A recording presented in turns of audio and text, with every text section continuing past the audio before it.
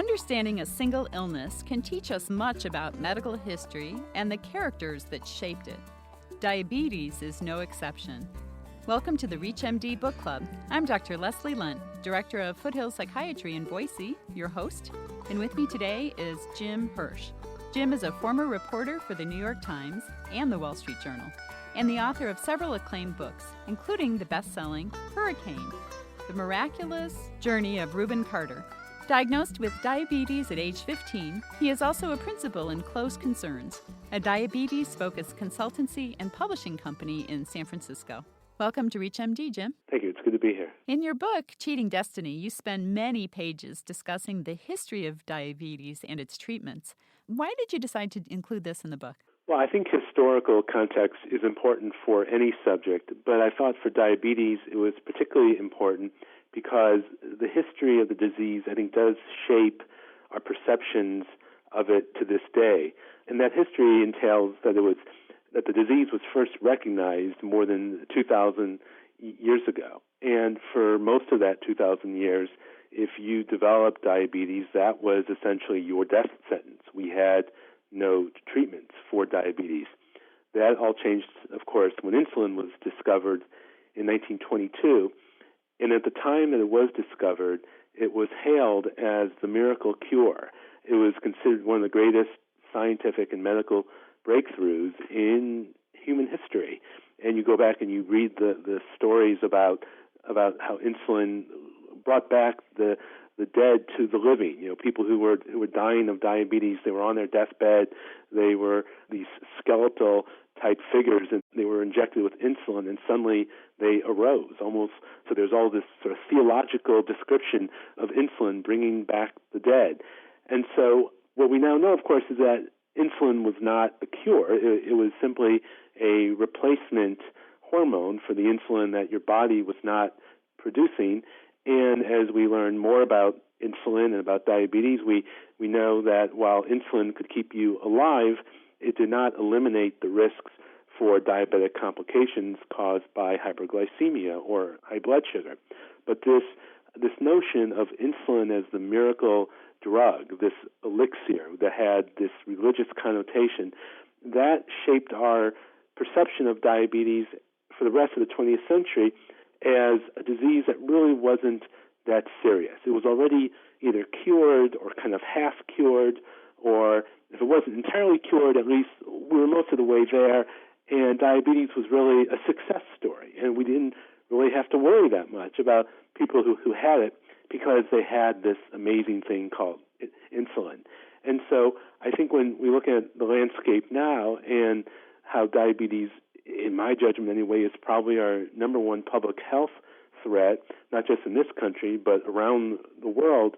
And why hasn't diabetes received the attention that it should? At least I would argue within the last year or so that it's gotten attention from like the United Nations and from some of the mainstream media. I think the reason why diabetes was neglected for the serious disease that it is because of this legacy of insulin that convinced people that the disease wasn't really that serious. Tell us what people did before insulin. How was it treated? There was really no treatment for diabetes until the turn of the 20th century. At the time, doctors understood that diabetes resulted in individuals having high blood sugar, and the high blood sugar was very much connected to how much food you were eating. And so doctors began to experiment with restricting food from people who had developed diabetes as a way of trying to maintain normal blood sugars or reduce the high level of blood sugar. And there was this one doctor in particular named Frederick Allen who worked out of New Jersey who started doing experiments first with animals where he would make the animals diabetic and then restrict food from the animals to see if the blood sugar would go down, and then transfer those kinds of experiments to people where if someone was diagnosed with diabetes, that patient would come to the clinic and he would restrict food from that person for like 3 days, and then after 3 days would slowly begin to introduce food into the patient's diet until that patient began to show sugar in his or her urine. And so this became known as the starvation diet, in which patients would go to a clinic like this one and just be starved. And it was a horrific treatment. But to give you a sense of how bad diabetes was as a disease, the doctors who practiced the starvation diet believed that it was more humane to kill a patient from starvation than to have a patient die from diabetes. Hard to hear with our 21st century ears. Yes. Now, how did this all change with the discovery of insulin? So once insulin was discovered in 1922, we had a way of replacing the insulin that our bodies were not producing. And so the first thing it meant was that people who had diabetes could eat food again. They could take the insulin and eat food and still have close to normal blood sugars. The reality was that the insulin that was produced in the 1920s and 30s and even beyond was very crude compared to the kinds of insulins that we have now. And while insulin prevented people from dying shortly after diagnosis, it did not do a very good job in terms of helping patients maintain near normal blood sugars.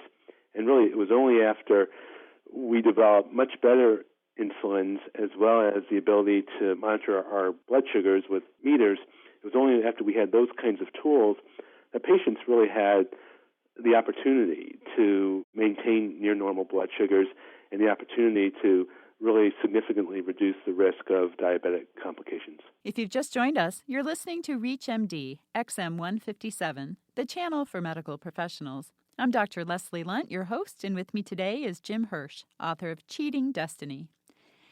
Elliot Joslin was another prominent figure in diabetes history. Tell us about him. Well, Joslin went to Harvard Medical School, and he saw his first diabetic patient in 1893. And he developed an interest in diabetes, and he opened his own clinic at the beginning of the 20th century in Boston.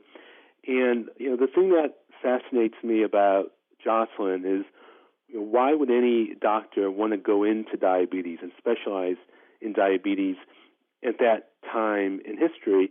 Because basically you knew that every single patient that you had was going to die, because until insulin was discovered in 1922, the best he could do was prolong a patient's life, but he couldn't really treat the diabetes in a way that would allow a person to live his or her normal lifespan.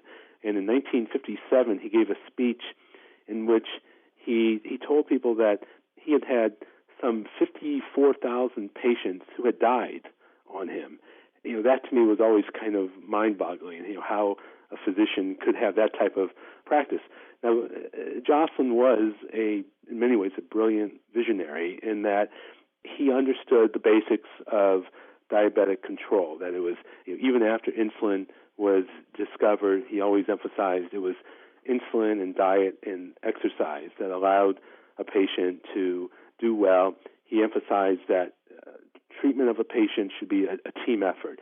It's a physician, it's a nurse educator, it's a dietitian. And he was the one who really argued strenuously that to reduce diabetic complications or the risk of diabetic complications, you really needed to maintain tight glycemic control. This was a huge controversy for much of the 20th century, in which really mainstream opinion in the medical community was that the risk of diabetic complications could not be reduced from tight glycemic control. And it was really just all kind of a roll of the dice about in terms of who developed complications and who couldn't. And ultimately, Joslin was vindicated through various studies that did indeed show that patients who maintained tight control would indeed reduce those risks. So much of what Joslin argued for has been vindicated. And of course, his clinic today in Boston does a great job. But I would also add that I think that Joslin's legacy is a little bit mixed, because Joslin was a Puritan at heart, and he believed that a patient's ability to maintain tight control was also an indication of that patient's character. And he connected a patient's outcome with a kind of moralistic interpretation. And he was really one of the doctors who argued that if a patient wasn't doing well, it was the failure of that patient. It was, the patient was somehow deficient in character. And I think that's an unfortunate part of the legacy, because that feeling of guilt that patients have, I think that persists to this day. I don't think we as a diabetic community has done enough to make patients understand that it's a very complicated disease and they shouldn't feel bad when they fall short. So I think that, too, is part of the Elliot Jocelyn legacy. Thanks for the history lesson today, Jim. It's my pleasure to help out. We've been discussing the book Cheating Destiny with its author, Jim Hirsch. I'm Dr. Leslie Lundt. You've been listening to the ReachMD Book Club on ReachMD XM 157, the channel for medical professionals. We welcome your questions and comments, so please visit us at reachmd.com. Our new on-demand and podcast features will allow you to access our entire program library.